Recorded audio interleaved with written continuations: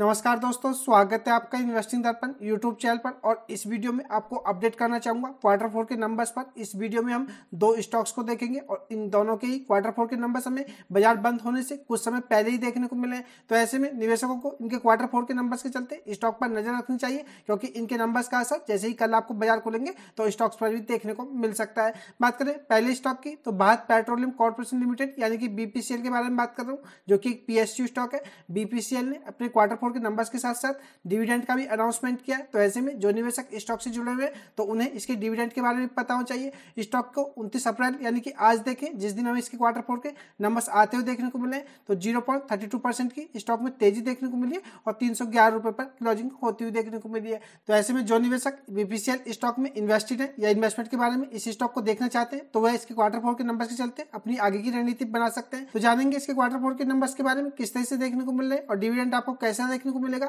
बने रहिएगा वीडियो में। इससे पहले चैनल पर नए हैं तो चैनल को सब्सक्राइब कर लें। वीडियो अच्छी लगे तो वीडियो को लाइक करना भी ना भूलें। अब बात करें बीपीसीएल की, तो इसके क्वार्टर फोर के नंबर्स को जैसा कि आपको बता ही चुका हूँ, बाजार बंद होने के बाद देखने को मिले। तो ऐसे में कल इसके क्वार्टर फोर के नंबर्स का असर स्टॉक पर देखने को मिलेगा और निवेशकों को इसके नंबर्स देख करके झटका लग सकता है। हो सकता है आपको इसके नंबर्स के चलते स्टॉक में कल बड़ा एक्शन देखने को मिले, क्योंकि नंबर्स कमजोर नजर आ रहे हैं। अगर आप दिसंबर 24 से मार्च 25 के हिसाब से देखेंगे तो आप सेल्स रेवेन्यू को देखिएगा। सेल्स इनकी 1,13,136 करोड़ देखने को मिलती थी, जो कि कम होकर के 1,11,179 करोड़ हो गई है। तो हमें सेल्स या रेवेन्यू कम होता हुआ देखने को मिल रहा है। ईबीआईडीटी को आप देखेंगे तो 7,580 करोड़ देखने को मिलती थी, जो कि बढ़कर के 7,765 करोड़ हो गई है। तो कहा जा सकता है कि ईबीआईडीटी में जंप देखने को मिल रही है। नेट प्रॉफिट को आप देखेंगे तो 4,649 करोड़ से कम होकर के 3,214 करोड़ रह गए। तो हमें इनके जो नेट प्रॉफिट है कमजोर देखने को मिल रहे हैं। या पिछले क्वार्टर से बात करें, दिसंबर क्वार्टर से, तो मार्च 25 में नंबर्स हमें थोड़े वीक ही नजर आ रहे हैं। आप ईपीएस को देखेंगे तो 10 रुपये 72 पैसे से कम होकर के 7 रुपये 41 पैसे आपको देखने को मिलेगा।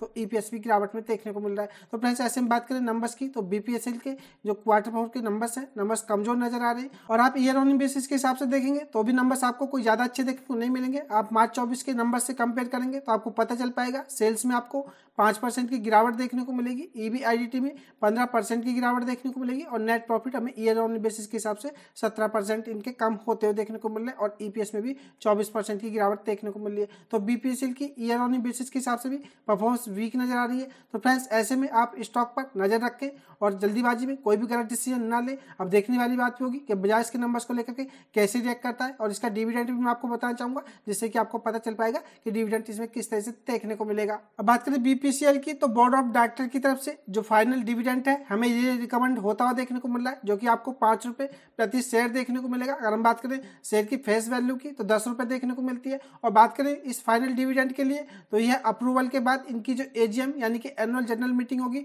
तो इसमें शेयर होल्डर्स से अप्रूवल के बाद आपको देखने को मिलेगा। और डिविडेंड की अगर हम बात करें तो जो इनकी एजीएम आपको देखने को मिलेगी, इसके 30 दिन बाद ये आपको पेड भी होता हुआ देखने को मिलेगा। तो बात करें डिविडेंड के लिए रिकॉर्ड डेट की, तो रिकॉर्ड डेट अभी सामने आती हुई देखने को नहीं मिल रही है। जैसे ही इनकी एजीएम होती हुई देखने को मिलेगी तो आप उससे 30 दिन काउंट कर सकते हैं। 30 दिन बाद आपको इसमें डिविडेंड देखने को मिल जाएगा। तो फ्रेंड्स, बात करें इसमें तो आपको यह पता होना चाहिए कि 5 रुपए का डिविडेंड बीपीसीएल के बोर्ड ऑफ डायरेक्टर की तरफ से यह रिकमेंड किया गया है, जो कि फाइनल डिविडेंड रहने वाला है। अब बात करें दूसरे स्टॉक की, तो टाटा ग्रुप के स्टॉक ट्रेंट लिमिटेड के बारे में बात करूं। ट्रेंट के क्वार्टर फोर के नंबर्स भी आज 29 अप्रैल को हमें देखने को मिले और आप इस स्टॉक की आज की चाल को देख करके थोड़ा अंदाजा लगा सकते हैं कि स्टॉक 5.77% की तेजी में देखने को मिला है। 29 अप्रैल को अगर आप देखेंगे 5,510 रुपए पर क्लोजिंग होती हुई देखने को मिली है। और आप इस स्टॉक की चाल को देखिएगा, पूरा दिन स्टॉक हमें फ्लैट ही नजर आ रहा था और उसके बाद इसके जैसे ही क्वार्टर फोर के नंबर्स बाजार में आते हुए देखने को मिले तो स्टॉक में यह शानदार तेजी देखने को मिली। तो आप इससे अंदाजा लगा सकते हैं कि ट्रेंट के जो क्वार्टर फोर के नंबर्स है बाजार को अच्छे लगे,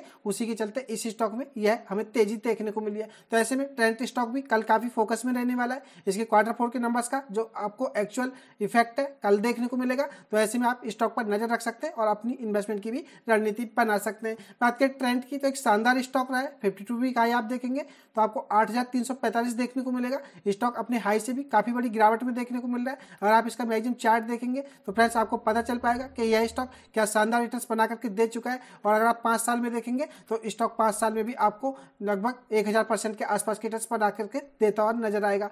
अब ट्रेंड के नंबर्स को भी देख लेते हैं कि क्वार्टर 4 के नंबर्स हमें किस तरह से देखने को मिल रहे हैं। बाजार में जो हमें एकदम तेजी देखने को मिली थी, तो उसके चलते तो यह देखने को मिल रहा है कि ट्रेंड के नंबर्स काफी अच्छे हो सकते हैं। लेकिन फ्रेंड्स, आपको एक्चुअल इसके नंबर्स देख करके पता चलेगा। अगर आप दिसंबर 24 से मार्च 25 के हिसाब से देखेंगे क्वार्टर बेसिस के हिसाब से, तो सेल्स 4,657 करोड़ रुपए देखने को मिलती थी, जो कि कम होकर के 4,217 करोड़ हो गई है। तो सेल्स क्वार्टर बेसिस के हिसाब से गिरती हुई देखने को मिल रही है।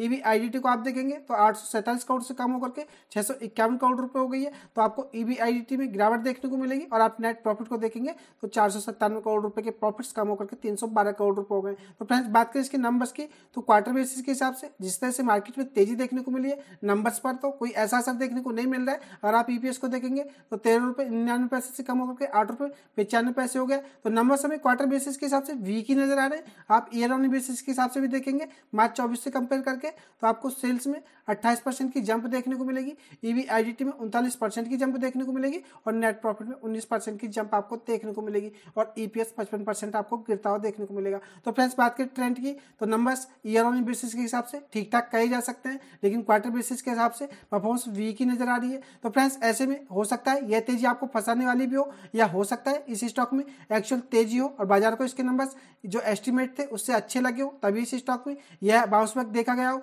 तो फ्रेंड्स, यहाँ पर आपको बताना चाहूंगा, आप जल्दीबाजी में इस स्टॉक में एक्साइटमेंट में कोई भी गलती करने से बचे। पहले स्टॉक को देख ले, क्योंकि अक्सर हमने देखा है कि क्वार्टर 4 के नंबर्स आने के बाद स्टॉक्स में बड़ी गिरावट भी हो जाती है, और उससे पहले स्टॉक्स में अच्छी खासी तेजी होती है। तो फ्रेंड्स, ऐसे में आप इस स्टॉक में सोच समझ करके काम करें, क्योंकि नंबर्स की बात करें तो नंबर्स थोड़े वीक ही नजर आ रहे हैं, और कल देखने वाली बात होगी कि बाजार इसके नंबर्स को एनालाइज करने के बाद किस तरह का रेस्पॉन्स देता है। तो आप ऐसे में स्टॉक पर नजर रखें। तो मुझे यही खास अपडेट इन दो स्टॉक्स के क्वार्टर 4 के नंबर से आपको देनी थी। वीडियो कैसी लगी कमेंट करके जरूर बताएं। वीडियो अच्छी लगी हो तो वीडियो को लाइक करें, शेयर करें। मैं मिलूंगा आपसे नई वीडियो में, तब तक के लिए नमस्कार।